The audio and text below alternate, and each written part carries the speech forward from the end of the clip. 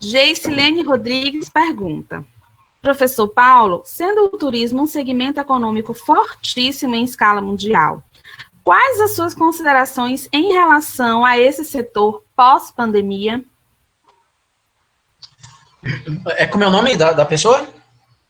Geicilene Rodrigues. Geicilene, eu estou refletindo muito sobre isso, porque inclusive estou escrevendo um capítulo de um livro sobre... É um livro onde pessoas de vários países estão participando para discutir o pós-pandemia, né? E aí são pessoas da América Latina, da África e de 2 países europeus, da Espanha e da Itália, para discutir os cenários pós-pandemia. E eu resolvi trabalhar com turismo. Então eu estou pensando muito sobre o que é que vai acontecer. De fato, eu não sei. O que eu posso te garantir é que algumas grandes empresas do setor ou vão deixar de existir ou vão ter que repensar as suas práticas.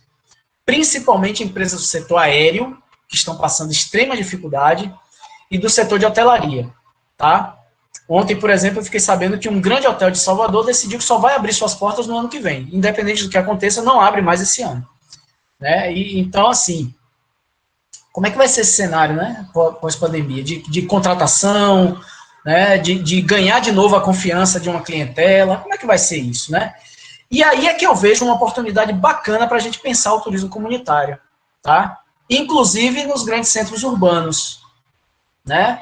Repensar a forma de recepção dos turistas no Pelourinho, dando protagonismo, e aí estou falando do exemplo de Salvador, que é a cidade de onde eu venho, embora eu já esteja há quase 15 anos aqui em Barreiras.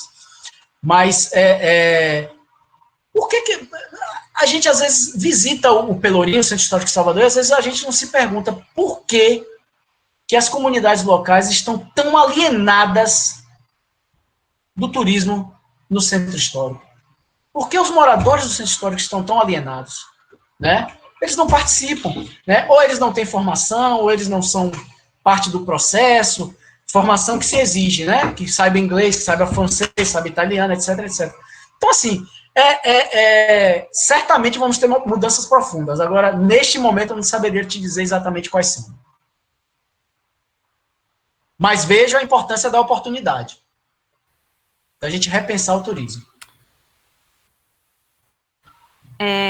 Igor Andrade diz: boa noite, sou morador da Chapada Diamantina, estou defendendo uma tese de mestrado sobre o turismo local e gostaria de saber se o professor possui referências para aprofundar o conhecimento sobre um turismo comunitário? Tenho. Se você pegou aí o meu e-mail, como é o nome da pessoa? Igor, se você pegou o meu e-mail, você, por favor, me manda um e-mail que eu vou te mandar material. É basicamente material em espanhol, porque os nossos vizinhos latino-americanos, eles estão muito mais adiantados que nós nessa discussão sobre turismo comunitário, tá? Mas eu tenho bastante referência. Vou repetir rapidinho aqui o e-mail para que você possa pegar. paulo.baqueiro@ufob.edu.br. Aí você pode me mandar um e-mail que eu te mando um material. Deixa eu falar rapidinho uma coisa aqui, Ana. Recentemente eu publiquei um texto sobre a Chapada Diamantina, considerando a minha frustração em ver que o turismo, o ecoturismo da Chapada Diamantina não tem passado de uma retórica. Né? Na maioria dos casos, o que a gente vê é que as empresas estão atuando no setor turístico como se atuasse num grande centro urbano e usando essa retórica do ecoturismo.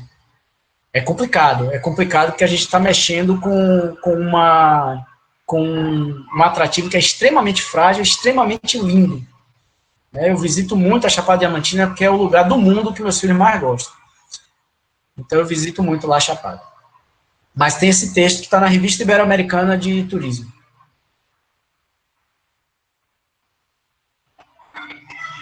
Pronto, Ana, obrigado.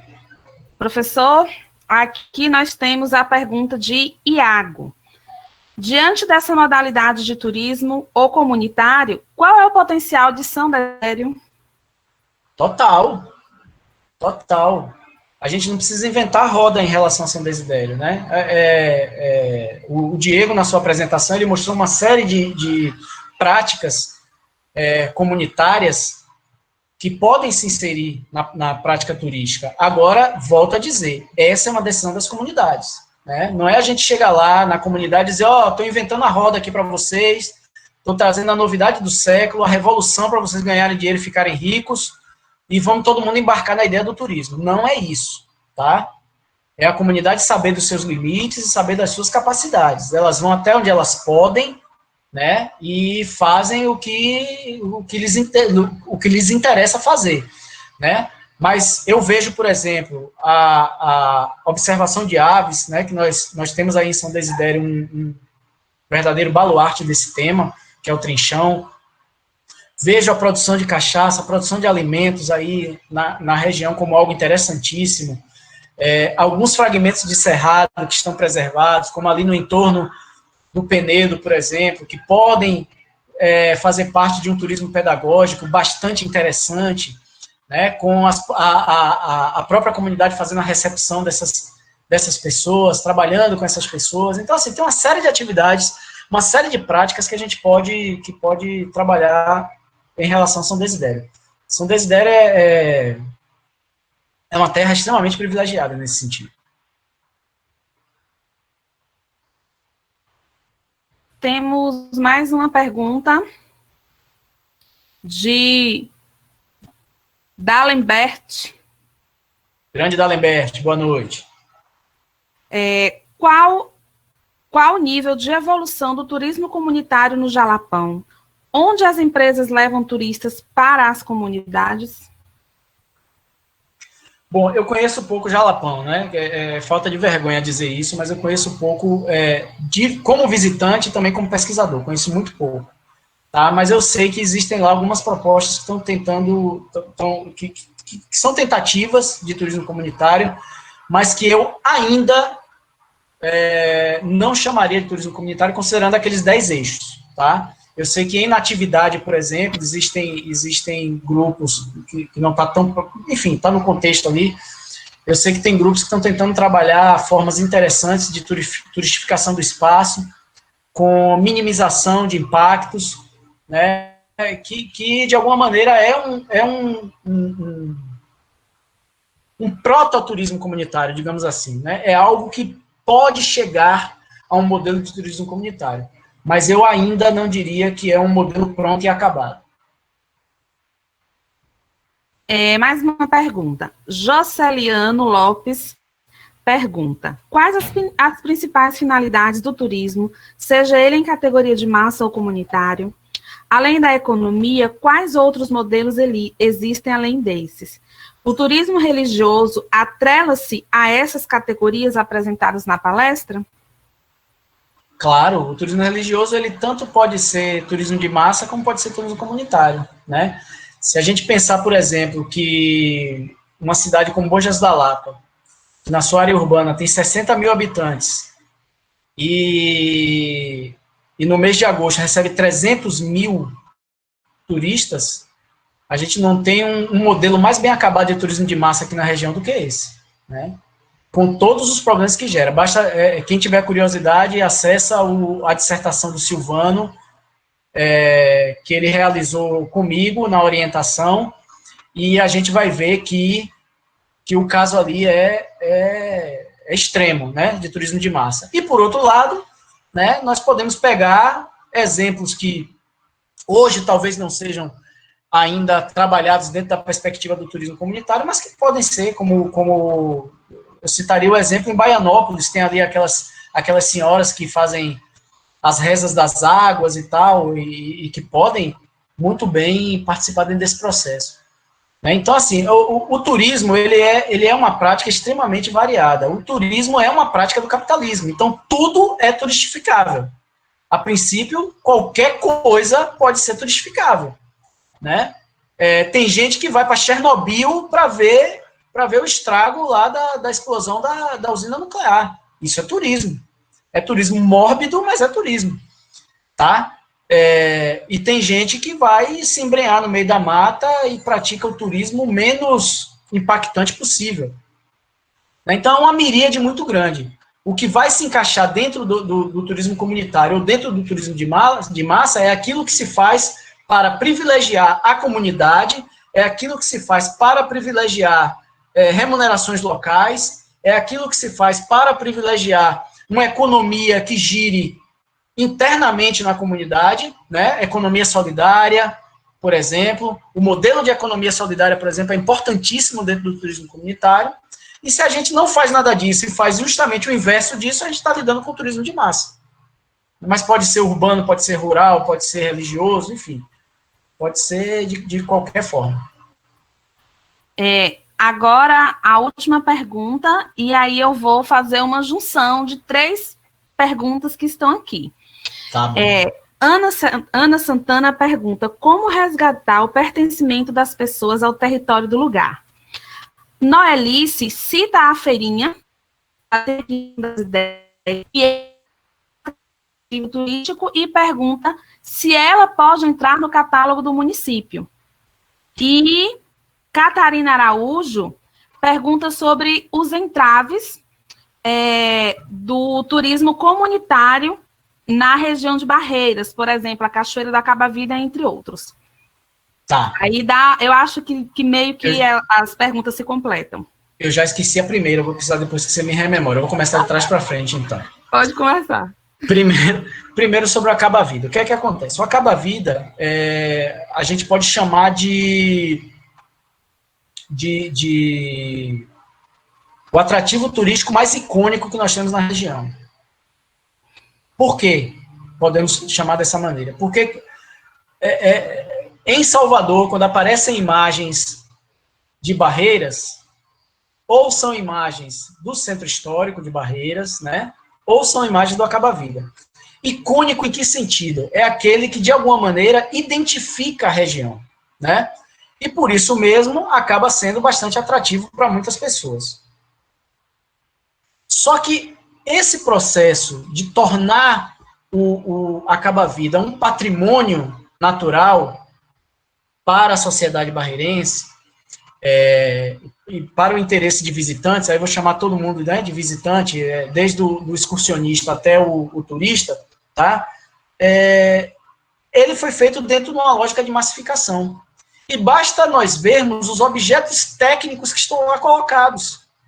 Um estacionamento para mais de 100 veículos, um receptivo turístico que deverá ter, enfim, se for concluído, loja, etc. e tal.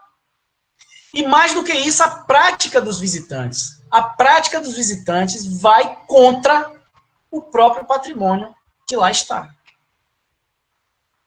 Tá? A gente vê gente fazendo fogueira, botando som alto. E quando eu chamo som alto, não é um sonzinho, não, é paredão. E o que eu estou dizendo, eu vi em visitas que eu fiz lá na localidade, porque acabei de orientar um PIBIC sobre o assunto. Então, a gente tem essa dicotomia, né, entre a patrimonialização do Acaba-Vida e um processo que caminha no sentido do turismo de massa. Mas eu tenho muita fé de que o processo de criação dessa unidade de conservação vai por um caminho que vai agregar a comunidade local, né, que vai fazer com que a comunidade se sinta pertencente àquilo ali, né, e que, de certa maneira, coloque o turista no seu devido lugar, né, que o turista precisa de mais, de ser mais contido, tá? A segunda pergunta fala da, o que mesmo? Fala da feirinha, né?